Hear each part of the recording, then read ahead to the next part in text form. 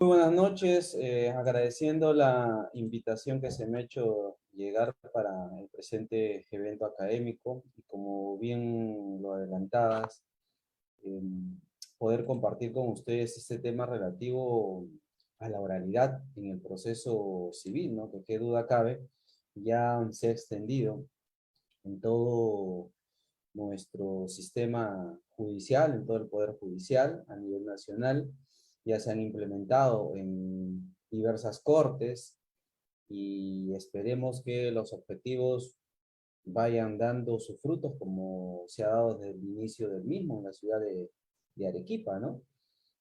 Y esperemos, vuelvo a reiterar, que se cumplan verdaderamente estos objetivos porque es necesario contar con una justicia que sea más pronta, más rápida, más célere, pero no solamente está en el aspecto del cambio normativo, ¿no? Sino también, como lo vamos a explicar, tiene mucho que ver con el chip que debemos cambiar los abogados, los magistrados, ¿no? Para entender este proceso.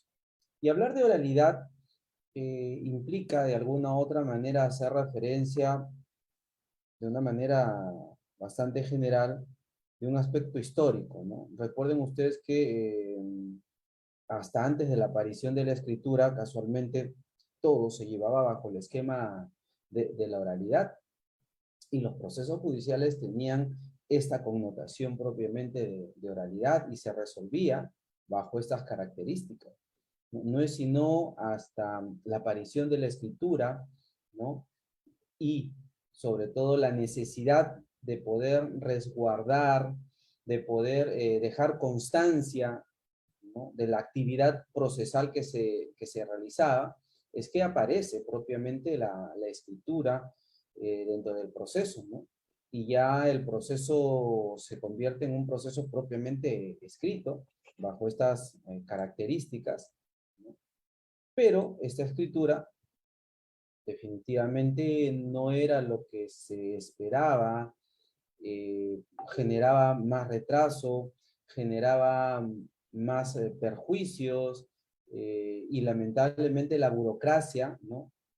Lograba, ¿no? Que ya de alguna u otra manera no se tenga tanta parsimonia con relación al tema de la escritura. Y van apareciendo ya algunos autores, y sobre todo a partir de 1850, con el modelo del Código Procesal Civil Hannover, donde se busca introducir ya la oralidad al proceso civil. Y con el Código de Austria de 1895, con mayor razón podemos ver estos aspectos, ¿no? Como les decía, quiero rescatar algunos aspectos bastante generales del tema histórico para poder configurar un poco lo que vamos a conversar. Se considera a Chiovenda como uno de los propulsores, ¿no? de la oralidad, ¿no? Y sobre todo el esquema que él plantea con relación a la oralidad tiene algunos aspectos muy destacables, ¿no? Evidentemente, en primer lugar, tiene que ver con el predominio de la palabra hablada sobre la escrita, ¿no? O sea, no más papel, no más documentos por escrito, salvo los actos postulatorios como la demanda y la contestación, ¿no? Para que quede propiamente un aspecto de inmediación, ¿no? Qué tan importante es que haya un vínculo entre las partes y el juez y esto sea de carácter inmediato, ¿no? Ese diálogo, esa utilización de la palabra, ¿no? Donde se refleje casualmente a las pretensiones que tienen las partes en el proceso, hacerlo con quién, propiamente con el magistrado dentro de un proceso judicial. Y esto evidentemente generaba también que el magistrado puede identificarse un poco con el caso, ¿no? Porque si el magistrado califica la demanda, conoce la demanda, califica la contestación, conoce la contestación, es decir, tiene y conoce todos los elementos fácticos y conoce las pretensiones de las partes. Y es él quien casualmente va a poder conocer los medios probatorios aportados por los sujetos y actuarlos en la audiencia correspondiente. Entonces, esta actuación le permite de manera directa tomar conocimiento, ¿no? Y vuelvo a reiterar, practicar los medios probatorios que se han presentado en los actos postulatorios. Se busca también bajo este esquema de oralidad kiovendiana que se puedan evidentemente reducir, ¿no? Aplicando el principio de concentración procesal, reducir actuaciones procesales, que sean en un menor número, ¿no? Para que el proceso se pueda desarrollar mucho más rápido, ¿no? Entonces, vemos cómo la oralidad va implicando determinados principios de los que vamos a hacer referencia en unos minutos, pero muy importante ello. ¿No? Aquellos que se Y otro aspecto bastante destacable es el tema de, y lo que genera mucho retraso es que casualmente algunas resoluciones o decretos que se dan en el proceso y muchos abogados buscan dilatar el proceso judicial a través de la utilización indebida e incorrecta de los medios impugnatorios. Entonces, se establece o fija bajo el esquema kiovendiano la inimpugnabilidad de aquellas resoluciones de carácter interlocutorio, ¿no? Lo que permite que el proceso pueda seguir caminando, pueda seguir avanzando sin ningún tipo de dilación en esas características. Entonces, ¿cómo entender a la oralidad? Hay autores Audio. que sostienen... Con los audífonos. A ver, por favor, está interfiriendo algún micrófono, si pueden apagarlo, por favor. Entonces, hay quienes que entienden propiamente a la oralidad desde un punto de vista como un modelo o un tipo de procedimiento, ¿no? Bajo ese esquema, se dice, pues ahí el esquema del proceso escrito y hay el esquema del proceso oral, ¿no? Con las características que hemos hecho referencia, ¿no? Pero hay quienes sostienen que la oralidad hay que entenderla más como una etapa o un procedimiento que se dé, no como un modelo, sino como un procedimiento. Y recordemos que nuestro Código Procesal Civil originalmente en 1993 era un código de oralidad, pero un código por audiencias, ¿no? Y eso lo hace referencia a muchos autores, incluso el mismo Monroy, Giovanni Priori, ¿no? Hacen referencia a que el código de 1993 originalmente era un código por audiencias. Pero evidentemente era un código también de oralidad, porque las audiencias que se practicaban en ese momento, una audiencia de conciliación, una audiencia de saneamiento procesal, una audiencia de fijación de puntos controvertidos, todas ellas se llevaban a través del uso de la palabra frente al magistrado. Entonces, el elemento de oralidad estaba incluido ahí. Sin embargo, lamentablemente los jueces no supieron aplicar el código bajo esas características. El código no hace mención, ustedes lo pueden revisar, a la palabra oralidad. Pero hay que entender la que tenía esta característica. Y es más, los elementos que conforman la oralidad, los principios que conforman la oralidad, tienen que ver mucho con lo que desarrolla propiamente el Código Procesal Civil en el título preliminar, ¿no?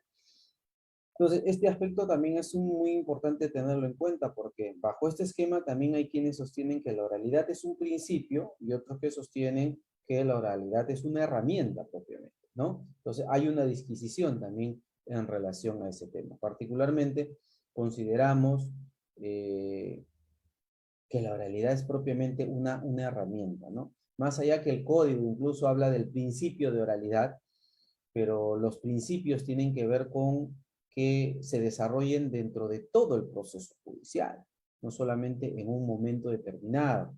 Y lo hemos dicho, bajo el esquema kiovendiano, la etapa postulatoria del proceso es escrita. O sea, no hay una oralidad pura, no existe un sistema de oralidad pura. Siempre va a existir predominio de la oralidad, pero no oralidad propiamente pura, ¿no? Y eso queda claro. También quienes sostienen que hay que entender la oralidad como una técnica de recolección propiamente de medios probatorios, claro, porque estos se hacen en la etapa postulatoria que se presentan, pero estos se plantean, se llevan a cabo a través de la oralidad, ¿no? En la audiencia de pruebas correspondiente. Entonces, esto son más o menos aquellos aspectos que debemos tomar en cuenta para entender de alguna u otra manera el esquema de oralidad. Y de una manera muy sencilla, muy clara y precisa, Couture nos dice que es un método, ¿no? Por eso les decía, no es un principio, ¿no? Es un método procesal, el cual, ¿no? La palabra hablada sustituye a la escrita. Y vuelvo a reiterar, no es que la sustituya en su totalidad, no es que la sustituya plenamente, ¿no? La va a sustituir en determinados aspectos, ¿no? Que permiten realmente dotar o poner de manifiesto algunos principios procesales. La oralidad, ¿no? Bajo estos aspectos que señala el autor, ¿no? Tiende a aplicar algunos aspectos muy importantes, como el de publicidad, el de inmediación, ¿no? Vamos a analizar estos principios. Tiene que ver también con que permita de alguna u otra manera humanizar más el proceso judicial, ¿no? O sea, no es que el juez, bajo el esquema del Código Procesal Civil, luego de las modificaciones, ojo, luego de las modificaciones, luego del Decreto Legislativo 1071, que modificó muchos artículos y convirtió un proceso por resoluciones, ¿no? Donde ya no había una audiencia de conciliación, porque se eliminó, no había una audiencia de saneamiento, porque se terminó que se haga por auto, no había una audiencia de pruebas, ¿no? Si es que no había medios probatorios de actuación, no había una audiencia de fijación de puntos controvertidos, se tendría que también realizar por auto. Entonces, muchas veces el esquema del proceso, bajo esta circunstancia, hacía de que el principio de mediación quedara eliminado en su totalidad. Porque ni el juez conocía las partes, ni las partes conocían al juez. Porque si el juez me resolvía todo mediante en auto, y más aún, si no había medios probatorios de actuación, yo nunca conocía al juez. Entonces, el juez no podía percibir directamente las necesidades de las partes, ¿no? Las pretensiones de las partes en el proceso. Leer un papel, evidentemente, es muy frío, a escuchar a los sujetos procesales. Que el juez tenga que escuchar al demandante, al demandado, sus pretensiones, que ya previamente las ha leído, y poder establecer o formular, ¿no? Una propuesta conciliatoria. Entonces, ahí vemos un lado más humano del proceso, un lado más real, ¿no? El papel lo aguanta todo, pero el papel no dice muchas cosas, el papel no expresa emociones. Los sujetos procesales, sí, este demandante, sobre todo que reclama, ¿no? La puesta en vigencia de un derecho que ha sido conculcado. Y evidentemente busca un equilibrio entre las partes en el proceso. O sea, podemos decir, ¿no? Que muchas veces el proceso es desigual, ¿no? Más allá de que todo hay un principio de socialización, un principio de igualdad, pero eso no es así. ¿Por qué no es así, señores? Porque de repente ustedes pueden tener y lo he visto como magistrado, ¿no? De repente una persona bastante pobre contrata un abogado del que puede pagarle, abogado que recién salió de la universidad, abogado que no tiene mucho conocimiento ni experiencia, o un abogado no especialista en la materia que se mete, ¿no? En una materia que no le corresponde, pero quiere litigarla, ¿no? Sufrió un accidente de tránsito, ¿no? Y reclama una indemnización millonarísima, ¿no? Y al otro lado tenemos una empresa grande como la Bacus, que evidentemente no manda un abogado, manda todo un bufete o todo un estudio, ¿no? Un estudio grande, y donde la demanda presentada por este abogado de 5 o 6 hojitas es revertida por una contestación que tiene más de 30 o 40 hojas, ¿no? Donde desvirtúa de manera categórica todo lo que dijo el abogado, que vuelvo a reiterar, podía o tenía propiamente el derecho, pero no lo supo alegar, no lo supo plantear, ¿no? En concreto, en este caso, que les cuento, hubo un accidente de tránsito y su medio probatorio del abogado fue única y exclusivamente en ese caso el informe policial, el llamado en esa época el atestado policial. Esa era su prueba. Con eso quería demostrar de que había ocurrido un accidente de tránsito y que había sido perjudicado. Y con eso quería reclamar la millonaria suma que pretendía. Evidentemente, la parte demandada le dio, pero con palo, se puede decir, ¿no? Al pobre abogado, porque no había acreditado ningún gasto. en el proceso judicial. Y que evidentemente un informe policial no determina, ¿no?, necesariamente cuál es el perjuicio, el daño causado. No presentó absolutamente nada más que eso, señores. Entonces, ahí cómo podríamos establecer un tema de igualdad en el proceso judicial, cuando se ha contratado abogados que evidentemente pueden desequilibrar ello.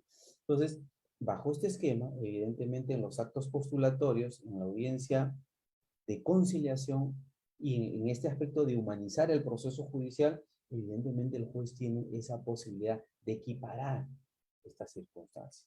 Si bien detrás de los sujetos hay abogados, ¿no?, evidentemente el juez en la conciliación busca, ¿no?, llegar a un acuerdo, ¿no?, quitando de lado propiamente la participación de los abogados.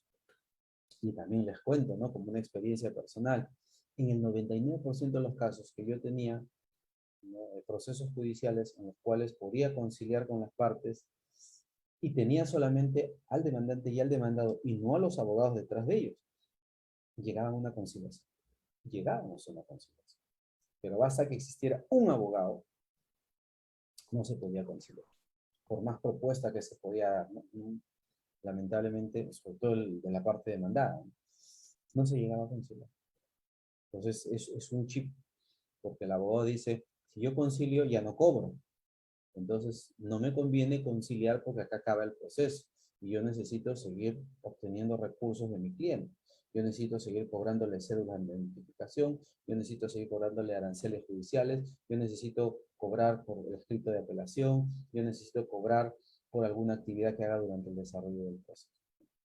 Es una mentalidad que dice mucho, ¿no? Un maestro me decía, no es mejor abogado el que tiene más casos, es mejor abogado el que concilia sus casos. Porque me decía, Alexander, yo por el proceso judicial cobro 10, por ejemplo, ¿no? Concluye en conciliación o no, ese es mi precio. Eso es lo que yo voy a cobrar. Entonces yo no estoy al cliente que 100 soles, que 200 soles, que 50 soles, que 30 soles, no. Mi costo es esto. ¿Lo acepto o no? Y evidentemente me conviene conciliar, ¿no?, porque puedo cobrar antes, no estar a las expensas de lo que pueda durar el proceso judicial. Es una lógica bastante interesante, importante, que hay que tomar en cuenta. ¿Qué características tiene propiamente la conciliación en el proceso judicial, ¿no? En primer lugar, como les decía, el tema de la inmediación del proceso, ¿no? El juez toma conocimiento de manera directa de la información. Recuerden ustedes que ahora se hace referencia a la llamada teoría del caso. Al igual que en el proceso penal, en el proceso civil ahora vamos a hacer referencia a la teoría del caso. ¿Qué implica la teoría del caso? Que el abogado tenga que plantear una hipótesis en el proceso judicial, ¿no?, donde hay una fundamentación fáctica, una fundamentación probatoria y una fundamentación jurídica. 3 elementos importantes. Y que esos 3 elementos, esa teoría del caso, esa hipótesis, se la traslado de manera oral al juez. Si bien presenté mi demanda de manera escrita, ahora voy a oralizar esa demanda, que no implica la lectura de la demanda, sino la oralización. De manera clara, breve y precisa, yo tengo que convencer al juez de que tengo una hipótesis, de que tengo un caso que él tiene que resolver. Entonces, este principio de inmediación permite casualmente ello, ¿no?, que el juez pueda tomar conocimiento directo de las partes de lo que ha ocurrido en el proceso judicial. Es trascendental este aspecto, ¿no? Y podríamos preguntar si el tema de la virtualidad en el proceso civil rompe con el esquema de inmediación. Hay quienes han sostenido, bueno, doctor, se rompe la inmediación porque la virtualidad no permite ese contacto físico del juez con las partes. ¿Sí? Muchas veces cuando yo dejo trabajos en la universidad y les digo, busquen información sobre el principio de inmediación, ¿no? Todos los autores, y les digo, Sobre todo precísenme de qué año es la obra, de qué año es la publicación, de qué año o en qué año el autor publicó su obra. Y todos coinciden, ¿no? De alguna u otra manera que la inmigración es el contacto físico del juez con las partes, contacto inmediato, ¿no? Donde pueda percibir esas características. Claro, eso se escribió antes de la pandemia. Y después de la pandemia, ¿cómo entender el principio de mediación? Lo vamos a entender bajo las mismas características. No podemos pensar en un principio de mediación bajo estas características. Pandemia y actualidad rompen un poco el esquema de la inmediación para tenerla bajo otro criterio. Es más, en algún momento, y no tema durante la pandemia, hubo un proceso judicial de habeas corpus, en el cual casualmente la pretensión era que se declare nulo el proceso judicial porque se había vulnerado el principio de inmigración. ¿Por qué? Porque se había llevado la audiencia de este reo, ¿no?, con los magistrados a través de la videoconferencia. Antes existía la videoconferencia. Y el Tribunal Constitucional fue muy claro. Señaló que no se vulnera el principio de inmediación mientras se pueda garantizar que el individuo, el sujeto, la parte, tenga acceso a toda la información y donde no se le restrinja o no se limite ningún tipo de derecho, ¿no? Y haya casualmente un tema de comunicación válida, ¿no? Entonces, bajo esas características, miren qué importante es tomar en cuenta este aspecto de la inmediación en el proceso. Evidentemente hay un tema de reducción de plazos, ¿no? Hay concentración de actuaciones procesales, se busca que se puedan aplicar los procesos dentro de los plazos legales o plazos razonables, y hemos visto la experiencia, como les digo, en las cortes como Arequipa o Ayacucho, y posteriormente que se han ido replicando, pues hemos visto procesos reducidos en función al tiempo, ¿no? Cumpliendo básicamente lo que establece la norma procesal. Claro, yo particularmente digo que bien, excelente, pero eso es porque muchos de estos juzgados han empezado con carga cero. Y empezar con carga cero implica que uno pueda actuar bajo esas características. Pero ahora que los procesos siguen creciendo, se seguirá actuando bajo esos mismos plazos. ¿Qué pasa con los jueces que todavía vienen llevando los procesos judiciales no bajo el esquema de oralidad? Entonces, esta es una situación que también se debe tomar en cuenta. Y no se han creado órganos jurisdiccionales de oralidad, ¿no? Lo único que se ha hecho es convertir juzgados en juzgados de oralidad, ¿no? Por ejemplo, X distrito judicial tiene 5 juzgados civiles, ya convertimos 3 en oralidad. Oye, y la carga de esos 3, se las damos a los otros jueces. Encima que están retrasados los otros jueces, se le da más carga, ¿no? Y ahora, claro, para que empiecen con carga cero los juzgados de oralidad y puedan funcionar. En algún momento en Lima teníamos los juzgados comerciales, ¿no? Que empezaron y eran los juzgados que era propiamente el cisne, ¿no? Dentro del poder judicial, ¿no? Todas las comodidades para los magistrados, las mejores condiciones, todo, y entraba una demanda, la calificaban en el día, notificaban en el día, y estaban señalando fecha en una semana y terminaban los procesos judiciales de manera rápida, ¿no? Muy bien, pero ¿qué pasó cuando veían que esto corría tan rápido? Entonces los juzgados estaban al día. Y dijeron, a ver, que nos pasen la carga de los juzgados, ¿no? Porque en su momento se pidió informe. Se pidió informe a todos los juzgados. ¿Cuánta carga procesal tienen ustedes? Y lamentablemente la criollada en nuestro país, ¿no? Como no tienen tiempo de hacer depuración, ponían 50, 30, 20, al azar, números, ¿no? Y cuando ya se les dijo, bueno, pueden trasladar todos esos procesos, que la cantidad es manejable, derívenselo a los juzgados comerciales. Y resulta que un juzgado que había hecho que tenía 30 o 40 expedientes, temas comerciales, terminaba derivando 300, 400 expedientes. Y así era con el resto.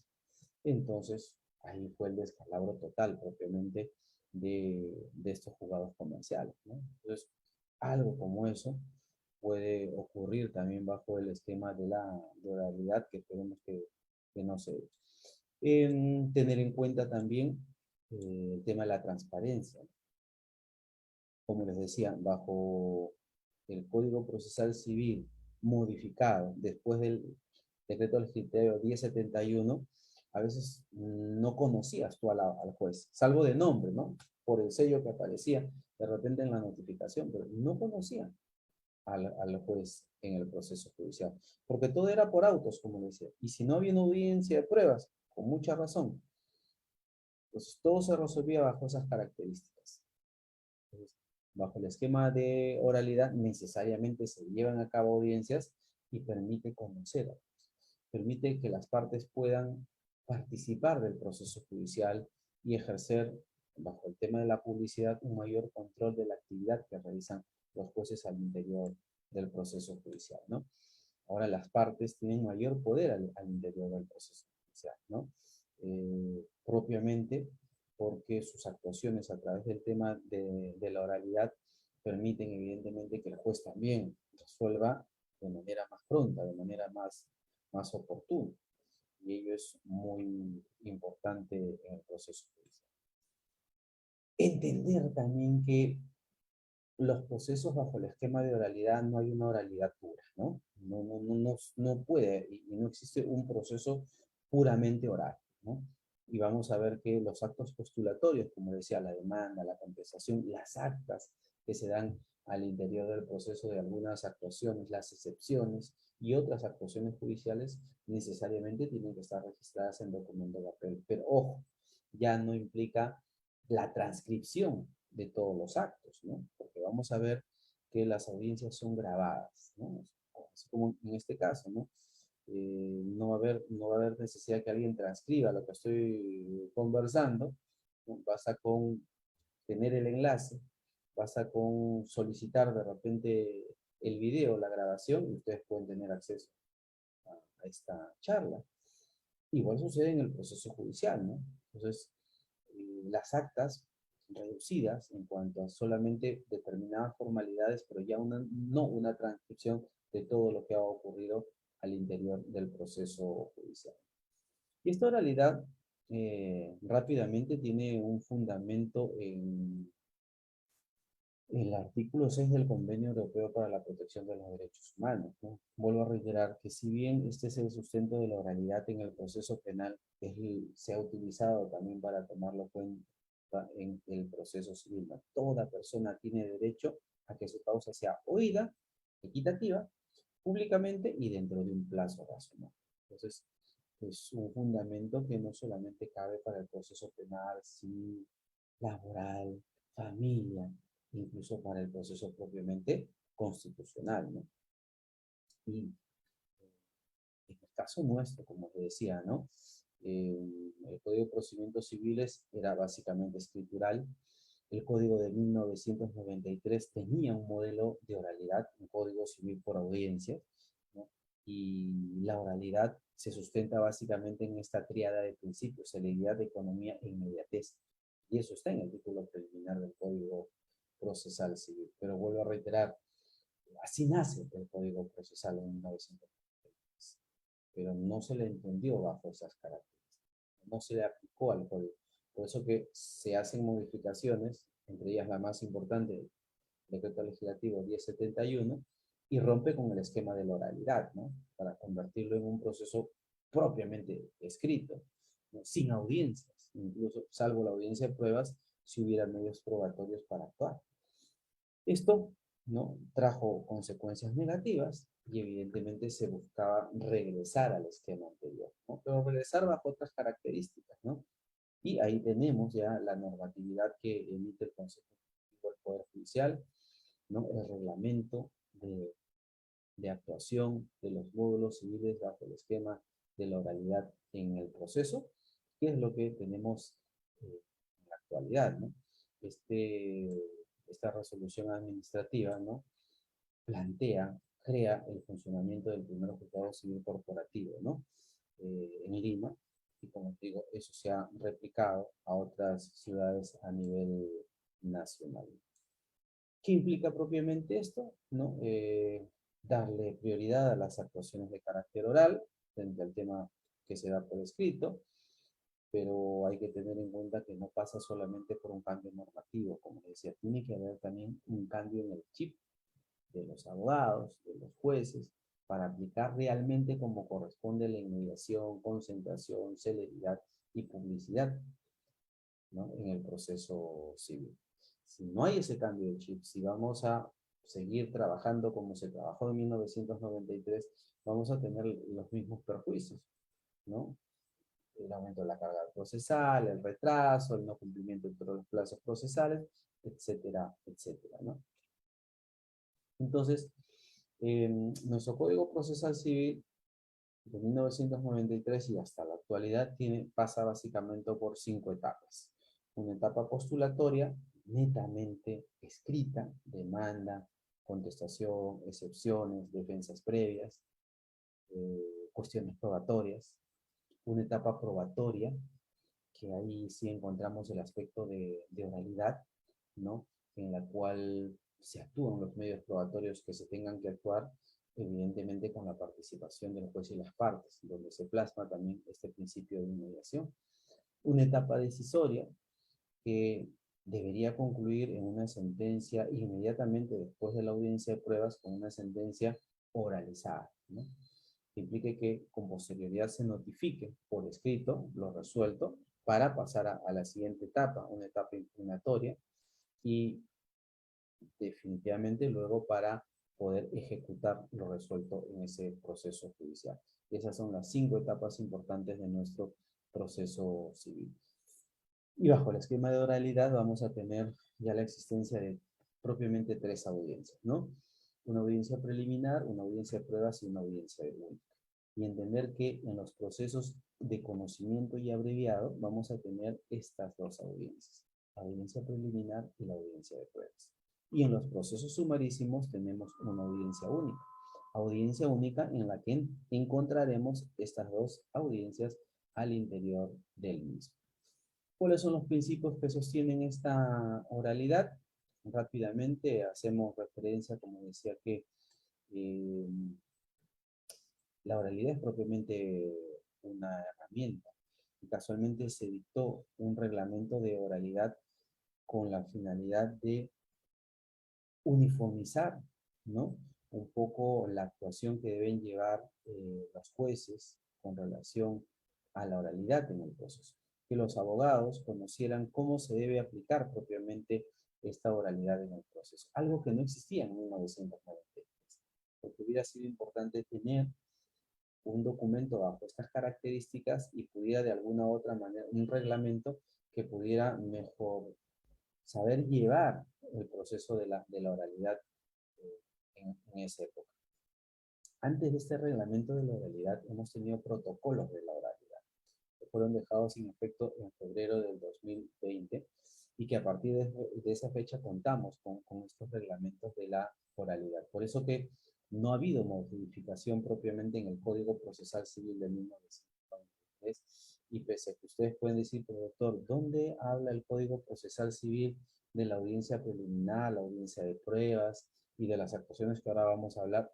No hace referencia al código porque no ha sido modificado, sino que se aplica, ¿no?, este reglamento de la oralidad. Los principios que sustentan, un principio de interpretación, ¿no? Hay que maximizar propiamente los derechos, las garantías de carácter fundamental que se den al interior del proceso judicial. Por eso es importante, vuelvo a reiterar, que siempre se doten de más elementos que garanticen estos derechos, no que se restrinjan, no que se limiten, ¿no?, sino que se maximicen de alguna otra manera. El proceso es un instrumento, ¿no? Es un instrumento que busca básicamente resolver un conflicto de intereses, una incertidumbre, ambas con relevancia jurídica. Entonces, bajo este aspecto, el proceso como instrumento tal tiene que lograr propiamente estos objetivos. Se hace referencia también a algo muy importante, ¿no? La dirección e impulso del proceso como principios. Y, por ejemplo, yo siempre les dejaba a mis alumnos que me pudieran explicar lo que es la figura del abandono, ¿no? En el proceso. 4 meses sin actuación, el proceso cae, muere como una forma, ¿no? de alternativa o anormal de culminación del proceso. Pero ¿cuál es la finalidad del proceso? ¿No? Resolver un conflicto de interés. Si la finalidad es resolver un conflicto de intereses y hay el impulso de oficio de parte del juez, ¿por qué existe la figura del abandono? Entonces, ¿es el abandono contrario a este principio o no? Entonces, había mucha disquisición en relación a ese tema. Y fíjense que este reglamento de oralidad hace algo muy importante, ¿no? Y toma en cuenta a la figura del abandono que no lo tomaba el Código Procesal Civil de 1993 en su título preliminar. Por eso ahí vamos a entender que el juez debe impulsar el trámite del proceso, salvo en aquellos supuestos reservados para las partes o donde opera el abandono del proceso. Esto último no está reflejado en nuestro título preliminar del Código Procesal Civil cuando hace referencia al tema del impulso de oficio, ¿no? Por eso lo traigo a colación y de alguna otra manera ya ahora se da un reconocimiento mucho mayor a la figura del abandono. La inmediación, como les decía, ya no entendida bajo las características que en mucha bibliografía, en muchos libros, ¿no? refieren como el contacto físico del juez con las partes, el contacto inmediato del juez con las partes, no, sino como el encuentro real, dice este reglamento, del juez, dice, con el conflicto, con las partes y con los elementos fácticos, probatorios y jurídicos. Ustedes me pueden decir, doctor, usted hizo referencia a lo que es la teoría del caso, y que la teoría del caso tenía 3 elementos. ¿Se refiere a esto el principio de mediación? Sí. Pero el juez tiene que tener en cuenta la teoría del caso. Estos 3 elementos fácticos, probatorios y jurídicos que implica la teoría del caso, el juez tiene que tener contacto directamente con ellos. ¿Y cómo lo hacen? Vuelvo a reiterar, a través de la audiencia preliminar, ¿no? En la cual las partes no ponen conocimiento, ¿no? del juez de su teoría del caso, de su hipótesis que ellos plantean al proceso propiamente judicial bajo estas características. Los principios primordiales de la oralidad, ¿no? Concentración y celeridad procesal, ¿no? Se deben llevar a cabo en el menor número de actos procesales y se deben cumplir básicamente con los plazos. Y reitero, esto se ha venido dando desde que se inició propiamente la implementación de la oralidad en las diversas cortes y que se ha visto reducido casualmente los plazos procesales y evidentemente la concentración a nivel de 2 grandes audiencias que ya habíamos hecho referencia hace unos minutos. Buena fe procesal, ¿no? Es importante que no deben darse situaciones de colusión, de fraude procesal, de perjuicio al interior del proceso judicial y que el juez debe sancionar este tipo de conductas, que no quede en una situación pasiva cuando él advierta, cuando él pueda verificar que se puedan aparecer o surgir actos dilatorios por parte de los abogados, ¿no? Sobre todo, ya está para sentenciar, pero presentan escritos para mejor resolver, adjuntan jurisprudencia, adjuntan informes, cosa que ya no es el momento procesal. Los medios probatorios ya se actuaron, los medios probatorios ya se presentaron en la etapa postulatoria y que el juez le queda únicamente de sentenciar. El problema es que el juez dilata, ¿no? y contribuye a este acto cuando no resuelve dentro del plazo procesal. O cuando, habiéndose presentado un escrito bajo esas características, el juez dice, traslado a la otra parte para que algo me diga. No, el juez tiene que resolver. El juez no le queda otro. Los escritos que se puedan presentar ya no tienen incidencia en el proceso judicial, ¿no? Entonces, el juez, por más que recibe esos escritos, debería resolver, téngase presente y agréguese a los autos. Y como habíamos señalado, ¿no? Propiamente se tienen que dar aspectos de igualdad en el proceso, ¿no? Más allá de los abogados que estén detrás de cada una de las partes, es importante que el juez pueda equilibrar la balanza con relación a las actuaciones que puedan tener ellos. Nuestro código es propiamente formal. La presentación de la demanda, los escritos, las resoluciones judiciales tienen determinados requisitos que se deben cumplir. Esa formalidad es importante tenerla en cuenta, es importante observarla y evidentemente el juez está vinculado, al igual que los abogados, a estas formalidades. Siempre y cuando no generen un perjuicio para las partes o una limitación al derecho de las partes, el juez está obligado a acatar la ley. Y finalmente el llamado principio de publicidad, ¿no? No bajo el esquema que conocemos en el proceso penal, ¿no? Porque este principio de publicidad lo que hace referencia es que las partes y los abogados pueden tomar fotografías de los expedientes, algo que ya existía, ¿no? Antes de la pandemia, pero que en algún momento determinado era prohibido. O sea, yo no podía tomar fotografía de un expediente judicial, ¿no? Tenía, lo único que me quedaba pedir copias certificadas, ¿no? O anotar, ¿no? Transcribir, o de repente veía, me acuerdo, algunos abogados llevaban su grabadora, ¿no? Y empezaban a leer lo que decía para después poder transcribirlo, ¿no? Ya primero fue el Ministerio Público que permitía, ¿no?, la toma de fotografías y evidentemente después ya lo hizo el Poder Judicial y ahora eso se ha establecido bajo un principio dentro de nuestro proceso civil. ¿Cómo se lleva a cabo un proceso civil por audiencias bajo el esquema de oralidad, no? Tenemos, como les decía, dentro del primer momento, dentro de las 5 etapas del proceso que habíamos hecho referencia, en la etapa postulatoria, una audiencia preliminar, ¿no? En esta audiencia preliminar vamos a tener primero los alegatos de apertura, donde los abogados van a proponer su tesis, su teoría del caso, ¿no? Tanto el demandado como la parte demandante van a hacer uso de los 5 o 10 minutos donde tienen que convencer al juez de su tesis, de su posición, de su postura al interior del proceso judicial. Luego, la etapa de participación de las partes con la conciliación, ¿no? Lo que ustedes pueden ver en rojito es algo nuevo, es algo que no está en el Código Procesal Civil, pero sí en el Reglamento de la Oralidad, un saneamiento procesal, una fijación de puntos controvertidos, un saneamiento probatorio, y pasamos a la etapa probatoria, donde hay una audiencia de pruebas. Si no hubieran pruebas de actuar, se dispone el juzgamiento anticipado y los alegatos de clausura, ¿no? Que se conoce antes como el informe final. Y finalmente una etapa decisoria, y que lo ideal sería que el juez resuelva en audiencia, ¿no? Terminada la etapa probatoria, puede emitir oralmente la sentencia que corresponde y después notificar a las partes. ¿Cómo se lleva a cabo, vuelvo a reiterar, estas fases del proceso, ¿no? Los alegatos de apertura que tienen que ver, como les decía, con el convencimiento que deben realizar los abogados al juez respecto a las pretensiones que han planteado, su teoría del caso, ¿no? Que permite de alguna u otra manera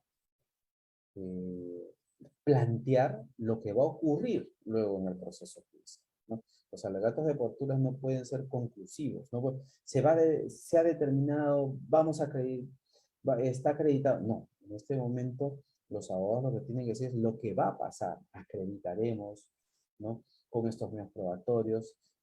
Podrá usted advertir, señor juez, convenceremos a su despacho que se ha logrado, ¿no? Esto implica propiamente el alegato de apertura, lo que va a ocurrir en el proceso, lo que voy a lograr a convencer con el juez bajo estas características. La invitación a conciliar, ojo, invitación a conciliar, ¿no? Donde el juez es el que tiene que lograr convencer a las partes de llegar a un acuerdo conciliatorio. No tiene que ser ese convidado de piedra, o como dice el doctor Carlos Polanco, el doctor Carlos Valdivia, ¿no?, que el abogado, el juez tiene que salir de su zona de confort, ¿no? Esa zona de confort que implicaba, yo recuerdo cuando era asistente de juez, el magistrado decía, señor, ¿tiene ánimo conciliatorio? No, usted tampoco. Listo, pasamos a la siguiente etapa. Y no proponían fórmula conciliatoria. ¿Para qué voy a proponer fórmula si no quieren conciliar, ¿no? Entonces, no, el juez tiene que invitar a conciliar, tiene que expresarles cuáles son las ventajas y desventajas, las ventajas de conciliar y las desventajas de no conciliar, ¿no? Y sobre todo, hacer referencia a que ya sobre ese tema ha sido resuelto en otras instancias, en otras en otros procesos judiciales y que sepa las consecuencias que podría tener con relación a él. Entonces, proponer fórmulas conciliatorias, informar, como les digo, ya algunas resoluciones dadas bajo estos mismos procesos. Se puede suspender la audiencia si hay predisposición de las partes para darle un tiempo prudencial a que pueda, y lo más importante, ¿no? Como este es un proceso bajo esquema de oralidad, todo tiene que ser grabado. El momento de la conciliación se suspende la grabación, ¿no? Porque hay un principio de confidencialidad que debe ser resguardado. Entonces, no se puede tomar en cuenta lo que se ha hablado, lo que se ha dicho, ¿no? En el momento de esta fase del proceso, en la fase conciliatoria, no puede ser utilizada al interior del proceso. Por eso incluso hay este esquema de suspensión de la grabación bajo estas características. Luego viene el saneamiento procesal, que también es con intervención de las partes. No es que el juez le diga a su secretario, bueno, lea usted el auto de saneamiento correspondiente. No, en este momento, si hay excepciones procesales, cuestiones previas, se van a oralizarlas, ¿no? Y el juez también tiene que resolverlas. Es importante esto porque va a determinar mucho qué tanto conocen los abogados de procesal, qué tanto el juez conoce de procesal, porque ya no se va a esconder detrás de su oficina, los abogados, o detrás de su escritorio el juez para resolverlo, ¿no? Y suspendemos la diligencia para resolver y se les va a notificar. No, resuélvelo en la audiencia correspondiente, demuestra que conoces el tema procesal, ¿no? Eh, este aspecto, por eso le digo, genera un cambio propiamente de chip bajo esas características. La propuesta de puntos controvertidos. Igual es propuesta que tienen que realizar tanto el demandante como el demandado en el proceso. O sea, no es que el juez diga, bueno, vamos a fijar los puntos controvertidos, son los siguientes. No, se fijan con las partes de puntos controvertidos, ¿no? Se ponen de manifiesto a través de esa comunicación. Pues estamos hablando de una audiencia bajo esquema de oralidad. No es una audiencia que el juez la realiza todo, sino que son las partes las que tienen que participar propiamente del mismo y, como se señala, debe escuchar a las partes, ¿no? Para poder reproducir o colocar los puntos controvertidos correspondientes.